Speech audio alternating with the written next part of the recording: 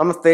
നമുക്ക് പലർക്കും ഉണ്ടാകാവുന്ന സാമ്പത്തിക നഷ്ടത്തിന് വാസ്തുപരമായിട്ടോ ഫെങ്ഷു പ്രകാരമോ എന്തെങ്കിലും കാര്യങ്ങളുണ്ടോ? ഉണ്ടെങ്കിൽ അതെന്താണ്? എന്താണ് അതിൻ്റെ പരിഹാരം എന്നുള്ളതാണ് ഇന്ന് നമ്മൾ നോക്കുന്നത്.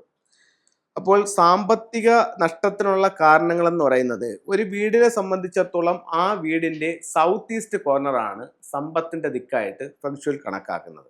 അപ്പം സൗത്ത് ഈസ്റ്റ് ഭാഗത്ത് നമുക്ക് എന്തെങ്കിലും തരത്തിലുള്ള ഒരു ദോഷം വന്നാൽ, അതായത് സൗത്ത് ഈസ്റ്റ് ഭാഗത്ത് സെപ്റ്റിക് ടാങ്കോ വേസ്റ്റ് വാട്ടറിൻ്റെ കുഴിയോ അതല്ലെങ്കിൽ കിണറോ അതുമല്ലെങ്കിൽ ടോയ്ലറ്റോ വീട്ടിനകത്തോ പുറത്തോ ആ പറയുന്ന ദിക്കിൽ വന്നാൽ നമുക്ക് സാമ്പത്തിക പ്രശ്നങ്ങളുണ്ടാവും.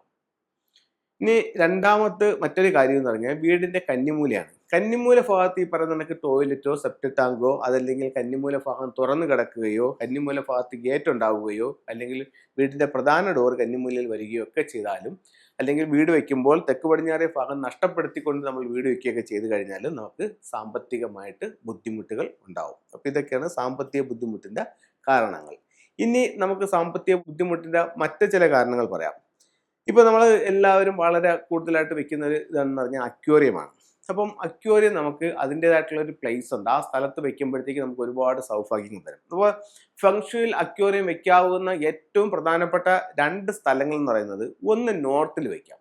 നോർത്തിൽ വെക്കുകയാണെന്നുണ്ടെങ്കിൽ നമുക്ക് തൊഴിൽപരമായിട്ടൊക്കെ ഒത്തിരി നേട്ടങ്ങൾ ഉണ്ടാവും. അടുത്തത്, ഓരോ വീടിൻ്റെയും ഒരു ഫ്ലൈങ് സ്റ്റാർ നമ്പർ ഉണ്ട്. ഫ്ലൈങ് സ്റ്റാർ നമ്പർ 9, 1 അങ്ങനെയൊക്കെ വരുന്ന സ്ഥലത്ത്, 8 ഒക്കെ വരുന്ന സ്ഥലത്ത്, വാട്ടർ സ്റ്റാറായിട്ട് വരുന്ന സ്ഥലത്ത് നമുക്ക് എന്ത് ചെയ്യാം? അക്വേറിയം വെക്കാം. അത് ഓരോ വീടിനും വ്യത്യസ്തമായിരിക്കും. അപ്പം ഈ അക്വേറിയം നമുക്ക് അതാത് സ്ഥലങ്ങളിൽ ഇരിക്കുമ്പോൾ സൗഭാഗ്യങ്ങളാണ് തരുന്നതെങ്കിൽ അതിൻ്റെ സ്ഥാനം തെറ്റിയിരുന്നാൽ, ഇപ്പം നമുക്കൊരു അക്വേറിയം നമ്മൾ വീട്ടിൽ സൗത്ത് ഭാഗത്ത് കൊണ്ടുവച്ച് നിൽക്കുക.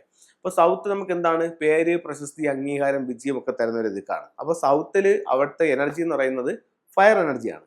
അവിടെ നമ്മൾ വെള്ളം കൊണ്ട് വെക്കുമ്പോഴത്തേക്ക്, അക്വേറിയം കൊണ്ട് വെക്കുമ്പോഴത്തേക്ക് സ്വാഭാവികമായിട്ടും ആ ഫയറിൻ്റെ എനർജി അവിടെ കുറയുകയും അവിടുത്തെ സൗഭാഗ്യങ്ങൾ പാടെ നശിച്ചു പോവുകയും ചെയ്യുമെന്ന് ഫെങ്ഷുയിൽ പറയുന്നുണ്ട്. അപ്പോൾ ഒരു കാരണവശാലും നമുക്ക് അക്വേറിയം സൗത്ത് ഭാഗത്ത് വെക്കാനായിട്ട് പാടില്ല. അങ്ങനെ വീടിൻ്റെ ഓരോ കാര്യങ്ങൾ അതാത് ഡയറക്ഷൻസിൽ ഉപയോഗിക്കുമ്പോഴാണ് നമുക്ക് റിസൾട്ട് കിട്ടുന്നത്.